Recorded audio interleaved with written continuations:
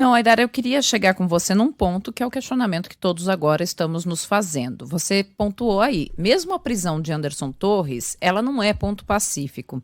Quem dirá a inclusão de Jair Bolsonaro num inquérito de atos antidemocráticos, se isso é ou não um ponto pacífico, se isso está se aproximando cada vez mais da realidade. Como que você vê a responsabilização de Jair Bolsonaro se tornando real? Precisa ser investigado. E eu acho que a inclusão foi muito bem feita para investigar se há ou não a participação do presidente da República e qual o nível dessa participação, qual a extensão, qual o alcance dessa participação. Ex-presidente Jair Bolsonaro publicou nas redes sociais um vídeo contestando mais uma vez as eleições, contestando mais uma vez as limpas, legítimas, plenamente auditáveis eleições no Brasil. O processo eleitoral brasileiro é mais do que seguro. Bolsonaro, depois de tudo isso, ou durante tudo isso, publicou nas redes sociais um vídeo, mais uma vez, contestando isso. Para quê? Para acalmar os ânimos? O que o presidente conversa com as pessoas sobre isso? Desde o segundo turno das eleições, o ex-presidente Jair Bolsonaro veio a público para reconhecer a derrota e dizer vamos nos organizar para ganhar dessa turma nas urnas daqui 4 anos de novo, ou ele vem tentando sim causar rupturas no tecido democrático no Brasil? Isso precisa ser investigado, porque não é só quem depredou, não é só a dona Fátima, não é só o idiota que quebrou o relógio, que não faz ideia do que está fazendo ali, mas que tem que ser responsabilizado sim. A cadeia de comando disso, que começa muito antes desses atos, que começa inclusive antes das reuniões em portas de quartéis, precisa ser plenamente identificada. E se essa cadeia de comando chegar ao presidente da República, precisa ser responsabilizado o presidente Jair Bolsonaro, e aí sim no Supremo Tribunal Federal. Porque tem duas possibilidades. Existe o precedente do mensalão. O precedente do mensalão que eu vivo citando é o seguinte: eram 38 réus. Desses 38, só 2, lá em 2012, hein, Supremo Tribunal Federal, só 2 eram deputados federais. Valdemar da Costa Neto e João Paulo Cunha. Só os 2. Só que, como os crimes tinham ligação para o esclarecimento de toda a rede que estava sendo investigada, que estava sendo processada, que foi denunciada ali, tudo ficou no Supremo Tribunal Federal.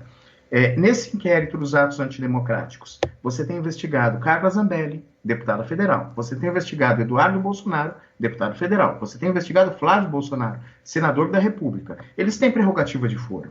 O presidente Jair Bolsonaro, o ex-presidente Jair Bolsonaro, não tem mais prerrogativa de foro. Agora, se os crimes cometidos por essas pessoas que têm prerrogativa de foro estiverem, assim, uma ligação direta com possíveis crimes cometidos pelo ex-presidente Jair Bolsonaro, pelo gabinete dele, quando era presidente da República, esse inquérito segue sim no Supremo Tribunal Federal, apesar de ele não ter mais prerrogativa de foro. Porque por esclarecimento disso, há autoridades com prerrogativa de foro, e aí toda a investigação segue no Supremo, fora que há um artigo no regimento interno do Supremo que diz que ataques, crimes cometidos nas dependências do tribunal são investigados no Supremo.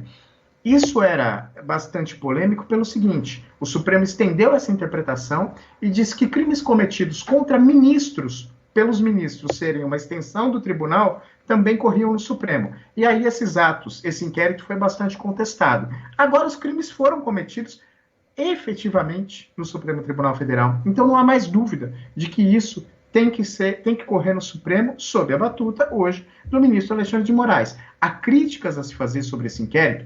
Há um leque delas também. Agora, qualquer crítica a se fazer fica pequena perto da tentativa de um golpe de Estado, que foi o que foi feito no domingo, sem a menor sombra de dúvida, para qualquer um que queira ver. Então isso vai correr no Supremo Tribunal Federal, e o presidente Jair Bolsonaro precisa ser, sim, investigado. Se ele tiver participação, depois das investigações, ele precisa ser processado, responsabilizado e ir, sim, para a cadeia, se descobrir que ele teve participação nesses atos.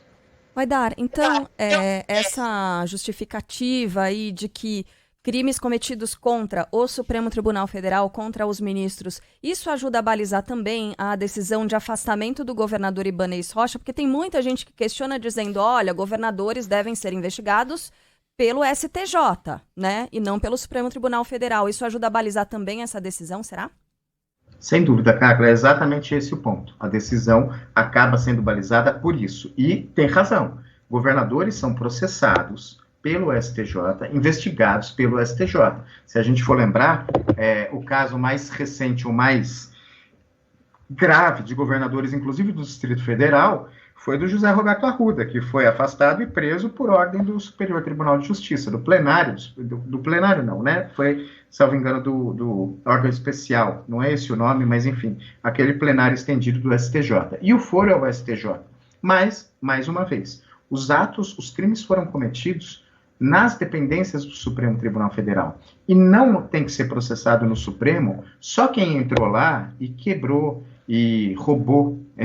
Os caras arrancaram a porta do gabinete do ministro Alexandre de Moraes. Assim, as cenas são lamentáveis. Os crimes foram cometidos no Supremo Tribunal Federal.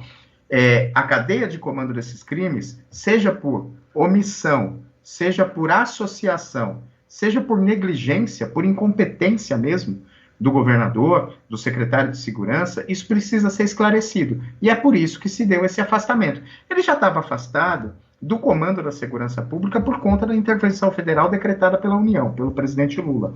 Agora ele foi afastado do governo por 90 dias.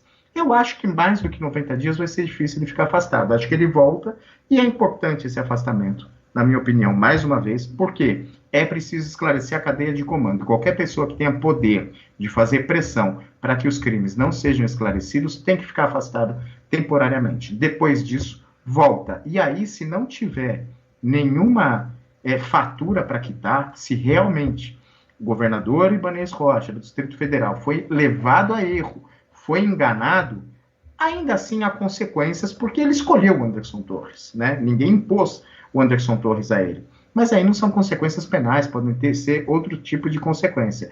Agora, esse afastamento se justifica justamente por isso. É um crime cometido contra o Supremo Tribunal Federal, nas dependências do Supremo Tribunal Federal, logo, a jurisdição é a do Supremo Tribunal Federal. Está no regimento interno do Supremo tem força de lei federal. Vai dar mais uma da minha parte, rapidinho. O ex-presidente Bolsonaro é especialista em tirar o corpo fora, né? Ninguém tira o da reta como ele. Vocês vão se lembrar daquele episódio em que ele fez 1000 provocações à China na época da pandemia, e aí de noite veio falar, eu não disse a palavra China, vocês me ouviram dizer a palavra China? Então ele se comunica de uma maneira a conseguir tirar o corpo fora logo na sequência, e de preferência responsabilizando outra pessoa. E já circula por aí o papo de que essa última mensagem no Twitter teria sido postada não por ele, mas pelo filho, Carlos Bolsonaro, e que ele, ao saber do conteúdo, mandou papo furado, né? Mas é uma maneira de você responsabilizar alguém que não seja ele, ainda que seja o próprio filho. Aidar, juridicamente, quando você entrega a chave, né, simbolicamente falando, a senha, da seu principal meio de comunicação, que é o Twitter, a uma outra pessoa, isso vale como uma procuração? Ou seja, você está assinando embaixo daquilo que é escrito? E 2, foro privilegiado, que vale para políticos, até onde eu sei não vale para vereador. Carlos Bolsonaro não tem. Então isso colocaria nas costas do Carluxo a responsabilização por essas mensagens e não tiraria um pingo de responsabilidade do ex-presidente. É isso? Olha, Megali, essa discussão seria inédita, mas eu creio que sim. Quando você entrega a senha do seu celular para uma pessoa fazer o que ela bem entender e ela comete crimes, você está, de certa forma, respondendo por esses crimes. De novo, você se responsabiliza não só por ação, mas também por omissão ou por negligência. Há responsabilidades tipificadas em lei nesse caso. Você entregar a chave do carro para uma criança de 12 anos de idade, ou entregar a chave do carro para um bêbado dirigir, o carro está no seu nome, aquele carro é seu, você responderia por esse crime. Por analogia, se você entregar a senha do Twitter e esta pessoa, você entregou a ela, cometer crimes, você também vai ter um grau de responsabilidade. Talvez não o grau de responsabilidade da pessoa que cometeu, mas um grau de responsabilidade também. Você entrega a chave do carro para um menor, que não tem habilitação, por óbvio, 13 anos de idade, e fala, sai com o carro e faz o que quiser, você é responsabilizado ou não? Por analogia, se você entregar a senha do Twitter e essa pessoa cometer crimes por meio do seu Twitter, você também vai ser responsabilizado. O grau de responsabilidade precisa ser medido, mas que será, será. Muito bem. Aidar, ótimo tê-lo de volta, boa semana para você, até. Ótimo, muito bom estar com vocês de volta, boa semana, Megali, Ellen, Carla, um beijão aí para os nossos ouvintes, valeu.